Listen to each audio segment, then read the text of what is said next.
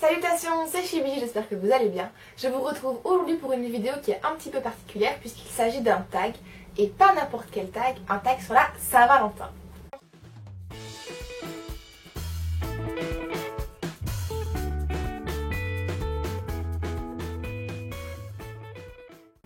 J'ai trouvé ce tag sur la chaîne Elliot et des livres, donc si ça vous intéresse, je vais vous renvoyer à sa chaîne en barre d'infos ou quelque part par ici, je vous mettrai une image. Donc voilà, je la remercie beaucoup de m'avoir permis de reprendre ce tag parce que dès que je l'ai vu, j'ai trouvé que les questions étaient super bien construites et super bien faites. Donc je le reprends avec grand plaisir et on va commencer tout de suite. Donc je n'ai pas de smartphone avec moi, je suis old fashion, n'est-ce pas? Donc j'ai mon petit carnet dans lequel j'ai noté les questions. Alors, ceci est donc un tag sur la Saint-Valentin littéraire, je préfère quand même le préciser. Ce sont des questions qui vont aborder des bouquins, des personnages de livres, etc. Ça n'est absolument pas quelque chose qui pourrait se dérouler dans la réalité. Je préfère le préciser d'abord au cas où mon copain regarde cette vidéo. Voilà, disclaimer total. Donc, alors, première question. Pour tout rendez-vous de Saint-Valentin, il faut se faire belle et beau. Enfin, voilà. Belle si vous êtes une fille et beau si c'est un garçon.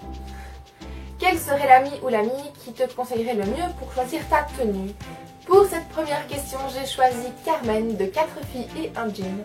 Si vous avez lu comme moi ce livre quand vous aviez 15 ou 16 ans et que vous ne vous souvenez plus vraiment qui c'est, il s'agit de la fille qui a des origines à la base hispaniques, donc elle est brune, elle est un petit peu forte et elle fait preuve d'une franchise désarmante et elle est vraiment très loyale et très attachée aux gens qu'elle aime. Donc c'est vraiment tout à fait le genre de personne à qui je pourrais faire confiance et à qui je pourrais demander conseil pour une tenue de Saint-Valentin. D'autant plus que je me suis pas mal retrouvée dans ses sentiments et quand je me rappelle, je lisais ce bouquin, elle m'impressionnait beaucoup. Donc voilà, je choisis de demander conseil d'abord à Carmen. La deuxième question, c'est que même si votre amie a un goût certain en ce qui concerne les vêtements, elle n'est pas à l'abri d'une erreur. Et donc, à qui est-ce que vous demandez un second avis pour savoir si effectivement ce qu'on a mis nous plaît, ça lui plaît, nous va. Donc sur qui pourriez-vous compter si vous recherchez un avis sincère et franc? Donc j'ai déjà dit que Carmen avait beaucoup de franchise, donc je ne doute pas une seule seconde qu'elle va bien choisir un truc qui me va. Mais dans le cas contraire, je pourrais choisir Katniss de Hunger Games pour son côté franc, son côté spontané. Je pense qu'elle saurait tout à fait me dire si ce que j'ai mis ne me va pas du tout. Voilà. Troisième question, et donc, à présent vous êtes prête pour ce dîner, mais quel lieu choisir? Alors j'ai réfléchi, j'ai pas mal réfléchi en me disant mais qu'est-ce que je pourrais bien choisir comme endroit sans tomber dans une espèce de cliché sur la clairière, sur la plage de sable fin, blablabla. Non, j'ai choisi quelque chose qui se rapproche d'une clairière mais qui n'en est pas vraiment une. Il s'agit du jardin du château de La Marche des Fels que l'on retrouve dans cette saga des 7 royaumes écrit par Cinda Williams China.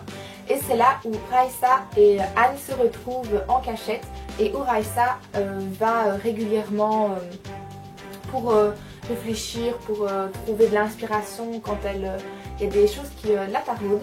Donc je trouve que la description qui en est faite est vraiment très alléchante et j'aimerais vraiment beaucoup m'y rendre un jour. En plus il y a des petites entrées secrètes comme ça, tout le monde ne connaît pas l'existence de ce jardin et je trouve que ça ferait un parfait lieu pour un rendez-vous de Saint-Valentin. Quatrième question. Après la tenue, le lieu, reste à choisir la personne qui va vous cuisiner un repas d'enfer.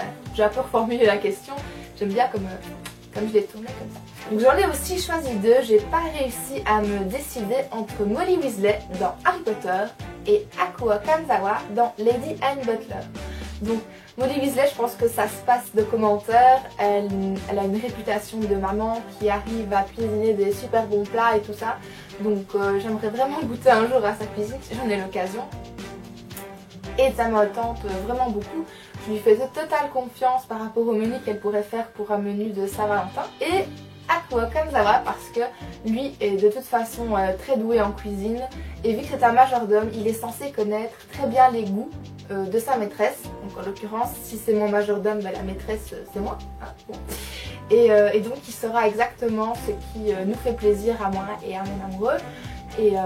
Et donc c'est la personne la plus qualifiée pour pouvoir cuisiner ce repas de Saint-Valentin. À mes yeux en tout cas. Voilà, lui et Molly. Voilà. Et donc cinquième et avant-dernière question. Il ne reste alors qu'une seule chose, le cadeau qui fait tant rêver et que vous aimeriez recevoir de votre Valentin. Ici c'est la seule réponse qui est un petit peu plausible, qui pourrait tout à fait convenir à n'importe quel cadeau que quelqu'un voudrait me faire, en particulier quelqu'un qui partage ma vie. Ce serait un voyage, parce que j'adore voyager et j'ai pas vraiment les moyens de partir tout le temps, chaque année, régulièrement en voyage, peu importe la destination. Tant qu'il y a des choses à faire, des choses à voir, qu'on arrive à se déconnecter de la réalité, je trouve que c'est toujours un très beau cadeau et il n'en faut pas plus pour me faire plaisir. Et enfin, sixième, dernière question, et pas des moindres, il n'y a pas de Saint-Valentin sans amoureux parfait. En compagnie de qui aimeriez-vous passer cette soirée? Et donc ici, je ne vais pas être hyper originale puisque c'est déjà une saga que j'ai citée dans cette vidéo. Et il s'agit des 7 royaumes par Cinda Williams Chima. Et le personnage dont je choisis la compagnie est Hanson Alistair, qui est donc le seigneur des rues dont tombe amoureuse Raissa. Qui est vraiment très intéressant, je veux dire ça comme ça. Et puis quoi qu'il arrive, dans les livres généralement j'ai un penchant assez marqué pour les bad boys. Donc ce garçon me convient tout à fait. Et voilà, c'est fini pour ce tag. Donc s'il vous a plu, n'hésitez pas à mettre un petit pouce en l'air et à me laisser vos commentaires avec vos réponses. Si jamais des questions vous inspirent, n'hésitez pas non plus à le reprendre. Je vous laisse le lien de la vidéo de Elliot et des livres en barre d'infos, donc n'hésitez pas à aller voir. Si la vidéo vous a plu, je répète, mais vous pouvez liker et vous pouvez commenter et vous pouvez aussi vous abonner à ma chaîne si ça vous fait plaisir. En tout cas, moi ça me fait très plaisir. Je vous souhaite de passer une très bonne soirée de Saint-Valentin, que vous soyez seul ou en couple et que vous fêtiez la Saint-Valentin ou pas, puisque nous personnellement on ne fête pas spécialement la Saint-Valentin. Donc voilà, on s'en porte pas plus mal, je trouve.